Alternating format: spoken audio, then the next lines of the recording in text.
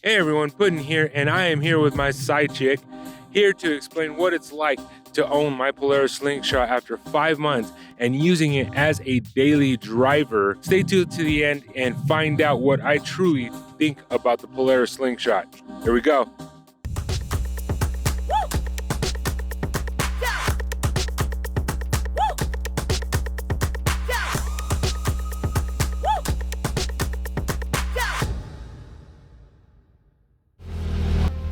All right, everyone, here we are.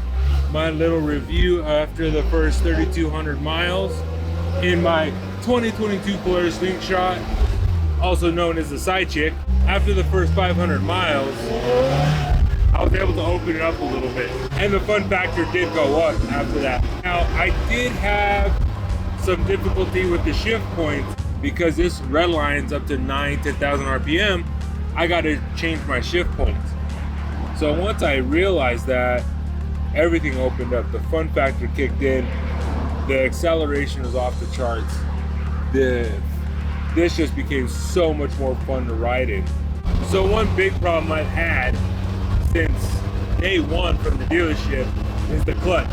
The clutch is just so sensitive. And I mean, I could push this clutch all the way down to the floor, and if I let off just a millimeter, the clutch starts to engage. So that is messed with the shift points.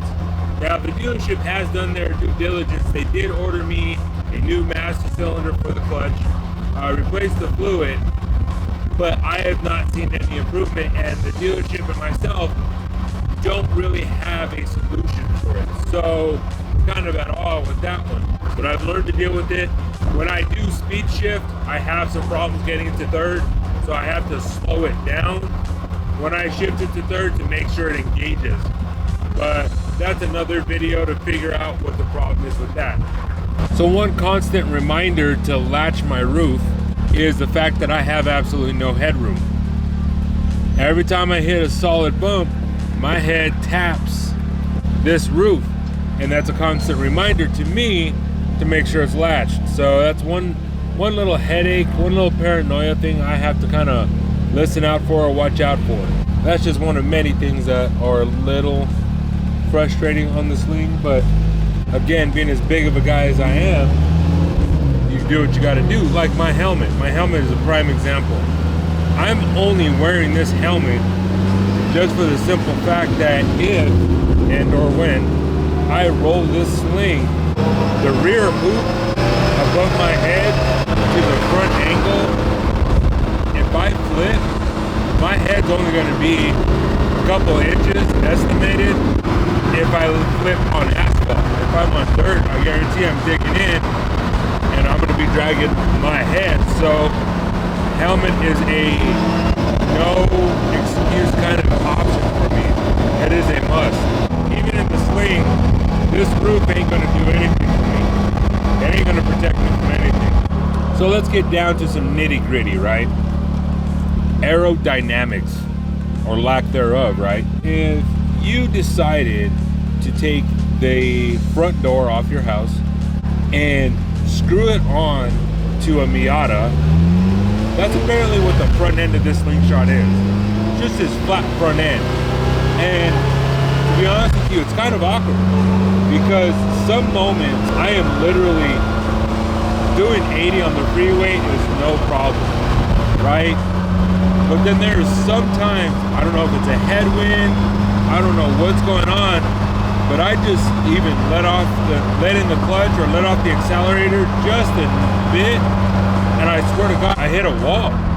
I dropped like 10 miles per hour. It just immediately. So aerodynamics, none. But the Ripper windshield and the Sling shade do provide. Perfect. Thank you. This is cool. I'm totally fangirling. This is so cool. Thank you. Keep up the good work. All right. Thank you. Yeah, you have a supporter. Yeah, even better. Now, as far as cap space goes, it's decent. Being that I'm 6'2", 260, I do have some awkwardness getting to my seatbelt. Storage is a problem. I do have the storage behind the seats. I I did get the Polaris bags when I purchased it, just because I want to be that time guy to have those bags. When you get into the logistics of it, if I am going on my road trip, we're going to put my helmet if my luggage is in that bag. Another fun fact is people love to try and race you in this. It's fast. Well, it's not fast. It's quick. It's fun. It's agile. High speed, cornering. Back of my mind, I know there's that one tire, and I'm not going to risk it. Now, have a little fun, yeah, but it's not worth it. You know what though, there is something about this exhaust note, even stock, that is just so much fun. Now, as a daily driver in New Mexico, you figure, hey, you're in the desert, of course you could use it as a daily driver. But the desert does get cold. So once the weather gets cold, there's no such thing as bad weather, right? It's just bad gear. Now, in the high 20s, I don't have a problem riding around. I just gotta wear the proper gear. Windbreaker, ready to go, a couple of layers just to make sure you're warm. And I did purchase some nice heated gloves. Part of that winter gear is having a full face helmet that cuts down the wind I'm getting into my face. Anything below the mid 20s to the lower 20s, definitely into the teens, I highly suggest some like ski outerwear or some nice motorcycle heated gear. But it's not impossible. As long as the roads are dry, you can ride. Also, when it gets really cold, I have to give it up that the heated seats do come in extremely handy. Without them, I feel like I probably wouldn't be able to make those long rides in the cold weather. It does make a difference. It does help out. So if you've got the money to get the heated seats and you're going to be in some cold weather, they are a must. Also, the cool side of them do help. I still think I'm going to be sweating on my ride come up in May. So I feel that the sling is that connection between being in a cage and being on two wheels. You feel the elements. That exhaust note just riles you up, gets you going. It's fun. It's enjoyable. Even with the helmet on, I have a blast out here. This is peace. This is decompression. This is connecting with people. So many people give you a thumbs up. All types of people who love custom cars. Let's go. So my overall impression of the Slingshot, it does have its faults. It does have its downfalls. But it's a hell of a lot of fun. I have a blast in this.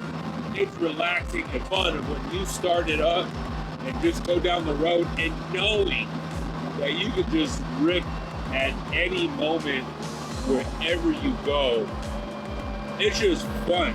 Now, I've not been in a situation where I've lost control, and that is because I feel comfortable. I feel confident in its ability. Now, I haven't pushed it yet. So when I go out to Maggie Valley, I hope you get a couple of videos of me doing some of the twisties up there, maybe a couple of road courses, and maybe then I will be able to let you know its limits and its accomplishments as well. If you're out there thinking about buying a Slingshot, I'm going to be honest with you, just say go for it.